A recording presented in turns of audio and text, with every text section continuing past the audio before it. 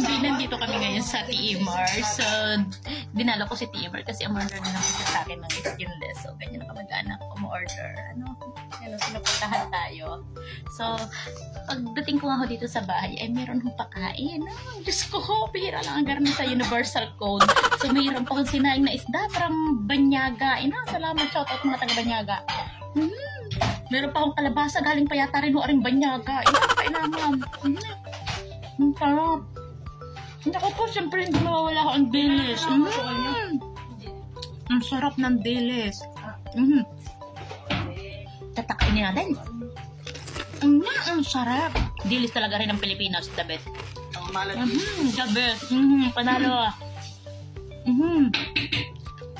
Harap talaga ang bet. Kasi nga ako ay pinanganak, pareho lagi ang aming kinakain sinaing na isda. Ay, ang kinabuhay sa amin ng mga magulang at sinaing na isda na ugaling lambot ng tinik. Kain ho talaga. Lahat ko ay makakain. Garning ang lasa sa amin sa banyaga. Talaga garning sinaing ho. Ang panalo. Tilusya. Biglain.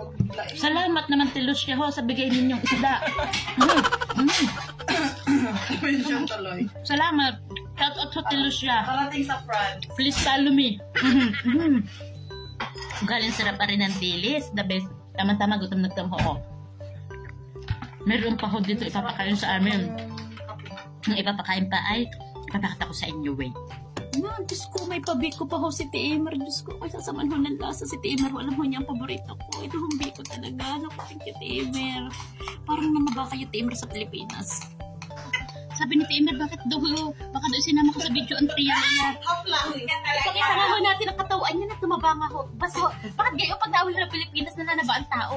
Tapos pag bumalik ulit namamayat, alam niyo kung bakit?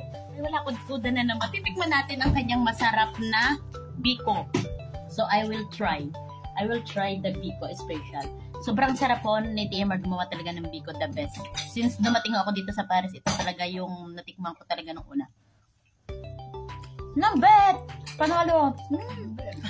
Salamat kay Timer. Parang feeling ko nakarating ako sa amin. Yummy na. Kasama ko pala si Bebe. Yan na. Ano? Dito sa Timer, layo na layo sa camera. Lumapit kayo. Mamarap kayo. Mag-jogging kayo para kayo pamayat. Thanks, Timer. Talaga namang kami feel at home dito. Dito ho kami natin tumira sa bahay na ito. At talaga namang napaka-bless ho dito. At napaka-swerte ho ng bahay na ito. Marami na ho itong natulungan. Ito ho ay hindi isang bahay ampunan ng mga kamag-anak. And we are so happy na nandito ho kami. Yan lang. God bless and bye-bye.